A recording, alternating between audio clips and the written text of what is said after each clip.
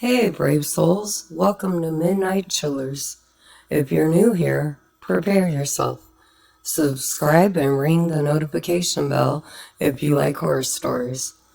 Today we dive into the realm of the unknown, where terror lurks at every turn and shivers run up your spine. But before we descend into the abyss, please give this video a thumbs up if you dare. Now prepare for a journey into the shadows of the mind as we go on this scary adventure beneath the shadows of St. Agnes. The decaying hospital loomed like a malignant giant against the twilight sky. Its once white walls had faded to a sickly shade of gray, and the shattered windows stared out like empty eye sockets, empty of all humanity. This forsaken place had a history, a gruesome one, as the local legends would have you believe. St. Agnes Hospital had been the pride of the small, forgotten town of Ravenswood. It was built in the late 19th century, a grand and imposing structure. For decades, it had provided comfort and care to the sick and the injured. But as the years passed, the hospital's halls became haunted by whispers of a sinister truth. Rumors whispered through the town's streets like malevolent spirits themselves, claiming that St. Agnes had murdered its patients. Strange stories of unethical experiments, botched surgeries, and grotesque malpractice echoed through the shadows. Whispers turned to legends, and legends grew to nightmares. Soon the folks of the town stopped going near the hospital, abandoning it to decay. Yet one man dared to investigate the legends that haunted St. Agnes Hospital. Dr. Theodore Gray was a retired surgeon who had moved to Ravenswood to escape the bustling city life. His curiosity was piqued by the hospital's grim history, and he began to delve into the old records and journals. What he found chilled his bones to the core. Patient records revealed a history of unexplained deaths and sudden disappearances. Dr. Gray discovered that there were a select few doctors and nurses who had been present during these dark times. Most of them were long gone, but there was still one living, an old nurse named Mildred Thornfield. Dr. Gray approached Mildred cautiously, and she reluctantly agreed to meet him. She lived alone in a dilapidated cottage at the edge of town. The old nurse's eyes held the weight of 1,000 secrets, and her voice was a whispery tremor of fear. She began to recount the horrific tales that had plagued St. Agnes Hospital. There were times when we, the staff, knew something was not right. She began, her voice barely audible. Patients would go in for routine procedures and never come out. We were told to keep quiet, to not ask questions. They said it was for the greater good. Dr. Gray pressed her for details, and Mildred revealed the existence of an underground wing, a hidden part of the hospital where the most nefarious activities took place. She whispered of shadowy figures who moved silently through the night, carrying out gruesome experiments, their faces obscured by masks. She described how patients would be taken down to the basement and never seen again, their screams echoing through the hospital's dark corridors. The doctor shivered as he listened, the tales of horror sending a chill down his spine. He had to see this underground wing for himself.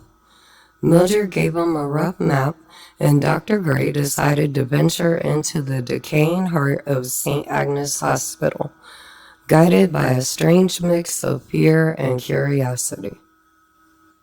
As he stepped into the hospital, he was met with the overwhelming stench of decay and mildew. The air was heavy with the presence of evil, and shadows danced along the walls like phantoms. Armed with a flickering flashlight, Dr. Gray followed the map's instructions and descended deep into the abyss. The basement was a maze of darkness, and every creaking step he took echoed in his ears like a whispering scream.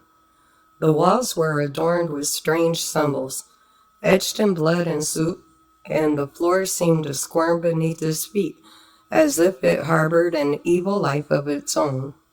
He could feel the eyes of the long-dead patients watching him from the darkness. Dr. Gray found the entrance to the underground wing concealed behind a heavy door. He pushed it open with great effort, revealing a chamber filled with old surgical equipment covered in layers of dust and cobwebs. The room seemed untouched by time, a museum of horrors. There were rusted surgical tables, bone saws, and jars filled with organs that had long since decayed. But what sent a shiver down Dr. Gray's spine was the wall of photographs. It was a grotesque gallery of pain and suffering, with images of patients in various states of torment. Their eyes were hollow, their expressions were twisted in agony. Some were missing limbs, while others were sewn together in grotesque experiments. The doctor's flashlight revealed journals scattered across the floor, filled with the cryptic ramblings of a madman. They spoke of attempts to prolong life, to unlock the secrets of the human soul, and to conquer death itself. Dr. Gray realized that St. Agnes Hospital had indeed been a place of unspeakable horrors. As he continued to explore the underground wing, Dr. Gray came across a locked door, sealed with an ancient padlock. With a sense of doom, he produced a set of lockpicks and set to work. The rusty lock gave way, and he pushed the door open. Inside, he found a chamber that seemed to be the epicenter of the hospital's horror. In the center of the room stood a massive, ornate operating table adorned with sinister symbols and covered in dried blood. Chains dangled from the ceiling, and strange contraptions lined the walls. It was a place of pure evil. But what drew Dr. Gray's attention most was the figure standing in the shadows. A man, cloaked in tattered surgical garb, with a mask obscuring his face. He stood with his back to the doctor, hunched over the table as if preparing for some unholy surgery. Dr. Gray's heart pounded in his chest as he realized he was not alone in that room. He stepped back, his footsteps echoing through the chamber. The cloaked figure slowly turned, its masked, faceless presence sending waves of dread through the doctor's body. With agonizing slowness, the figure reached up and removed the mask, revealing a face twisted by madness and malice. It was a face Dr. Gray recognized, a face that should have been buried in the depths of history. It was the face of Dr. Horace Wren, a renowned surgeon who had disappeared without a trace decades ago. Dr. Wren's eyes were empty voids, and he grinned with unholy glee as he recognized the doctor. "Welcome, Dr. Gray," he hissed. "You have come to witness the culmination of my life's work."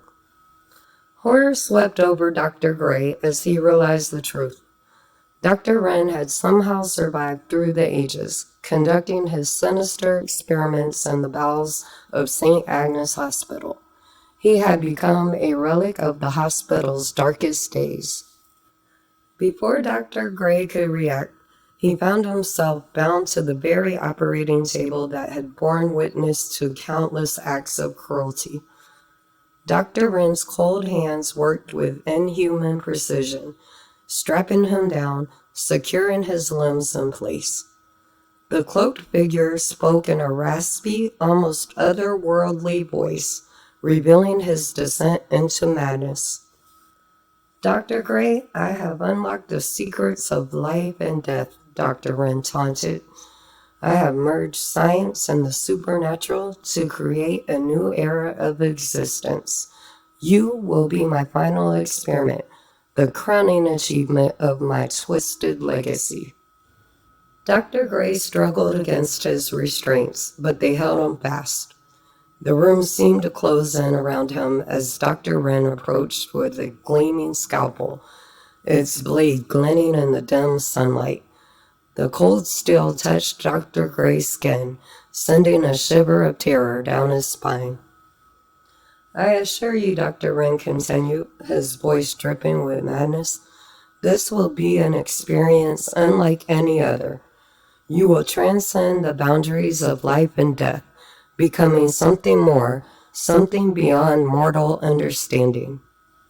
As the scalpel sliced into Dr. Gray's flesh, pain shot through his body. His vision blurred and he felt his life slipping away.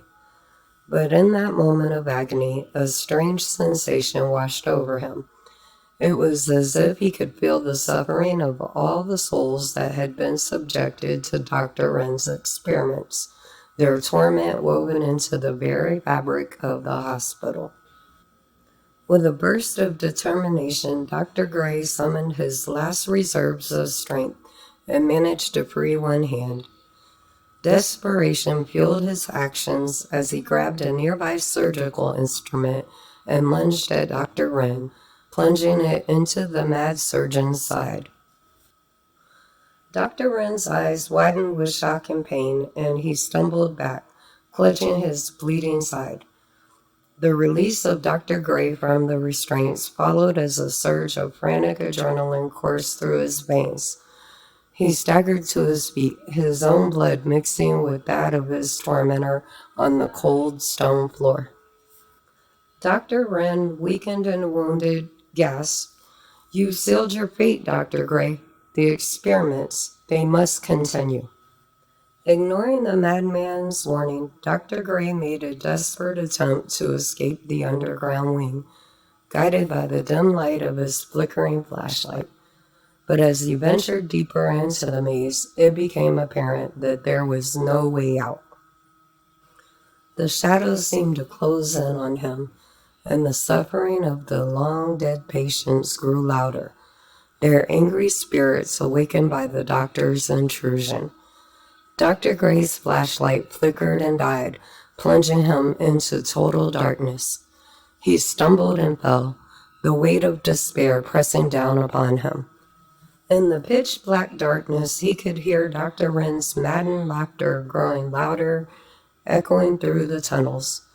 The evil surgeon was still in pursuit, determined to complete his experiments at any cost. Hours turned into days, and Dr. Gray remained lost in the endless maze of the underground wing. His strength and body grew weaker from hunger and exhaustion. He could hear the whispers of the vengeful spirits that surrounded him, their eerie voices driving him further into madness. Dr. Gray never escaped that dreadful place. The underground wing of St. Agnes Hospital became his tomb, his fate sealed by the relentless pursuit of the mad surgeon. The dark legacy of the forsaken hospital lived on, as did the whispers of its nightmarish past, forever haunting the town of Ravenswood.